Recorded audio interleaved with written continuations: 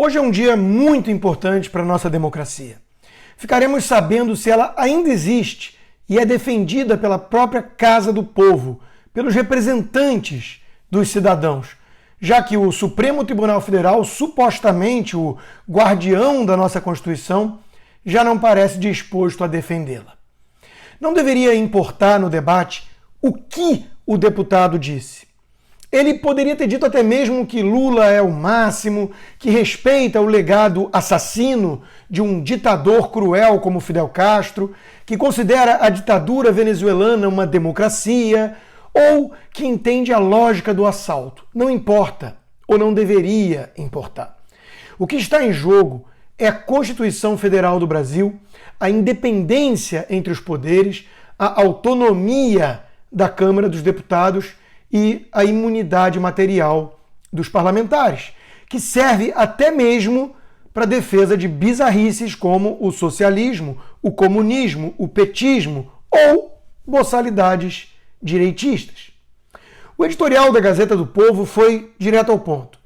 O Constituinte, tendo aprendido com os episódios históricos e com a experiência das democracias consolidadas, quis preservar de forma especial o direito à liberdade de expressão daqueles que detêm o mandato parlamentar. É o que dizia Alexandre de Moraes em livro sobre o assunto antes de virar ministro, e um ministro um tanto arbitrário. O problema maior tem vindo do STF, porém, como aponta Lacombe. A escalada do autoritarismo passa por decisões e movimentos do STF. O exemplar da Constituição que Rosa Weber entregou ao Bolsonaro devia ser o único que o STF tinha. Sem o livrinho, os ministros criaram a lei máxima bem particular. O jornalista Guzzo bateu no ponto também da postura do Congresso. Um Congresso Nacional e um Poder Executivo que ficam o tempo todo de quatro diante desse judiciário, em nome das instituições, da harmonia entre os poderes e da paz universal, não estão apaziguando nada, nem ninguém, com o seu comportamento. Outro jornalista renomado, Alexandre Garcia, demonstrou preocupação com os rumos dos acontecimentos recentes.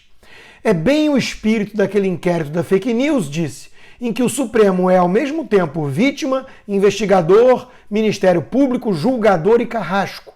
Fico pensando o que os estudantes de direito devem estar pensando de tudo isso. Nada, porém, parece preocupar os nossos ministros. A entrevista do presidente do Supremo, Luiz Fux, à Folha hoje, é lamentável em todos os aspectos. Aliás, esses agentes políticos do Supremo não podem ver um holofote midiático e aí já começam os nossos problemas. É mais grave, pois Fux é um dos poucos juízes de fato ali, mas vem agindo também como um ativista. E isso é preocupante. Eu acho que a sociedade tem uma capacidade de julgar imediatamente quando os atos são assim tão graves, disse. Então, eu acho que a sociedade não está preparada para receber uma carta de alforria em favor desse paciente. Fux não está lá para interpretar o que a sociedade deseja ou não, e sim para preservar a Constituição. No mais, o ministro vive numa bolha. O que a sociedade não tolera é a soltura de Lula, de Dirceu ou de André do Rap, líder do PCC. Não se pode viver num país em que pessoas usufruam da liberdade de expressão para atacar as instituições, a democracia, os valores morais da nossa Constituição, disse o ministro. Ora, então não se pode viver num país dominado pelo esquerdismo ou por esse STF, o primeiro a rasgar a Constituição para proteger os seus companheiros petistas. Infelizmente, essa visão de que para impedir a boçalidade bolsonarista vale tudo tem seduzido todos os inteligentinhos que dominam a mídia, mas não falam em nome do povo.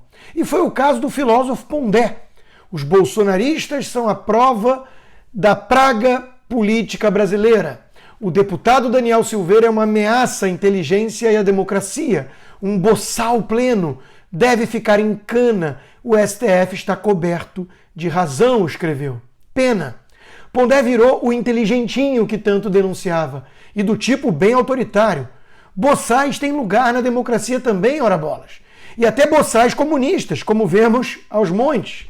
O STF vai prender todos, por acaso? Boçalidade virou crime? Parlamentar perdeu a imunidade material, uma garantia constitucional? Alan dos Santos, do Terça Livre, parece muito mais atento ao que está acontecendo e o que está em jogo do que o Pondé. O problema do deputado Daniel, disse, é ser hétero, branco, policial e de direita. Se fosse ladrão, índio, gay e negro e esquerdista e bandido, já teria advogado de jatinho, mesmo que ele tentasse esfaquear um candidato à presidência. O Brasil assiste assustado ao espetáculo de arbítrio, de perseguição, de abuso de poder e duplo padrão. Ou a Câmara vota pela liberdade e autonomia hoje, ou nem precisamos mais de uma Casa do Povo. Melhor destituir o Congresso todo e decretar os 11 ministros do Supremo os imperadores absolutos do nosso país.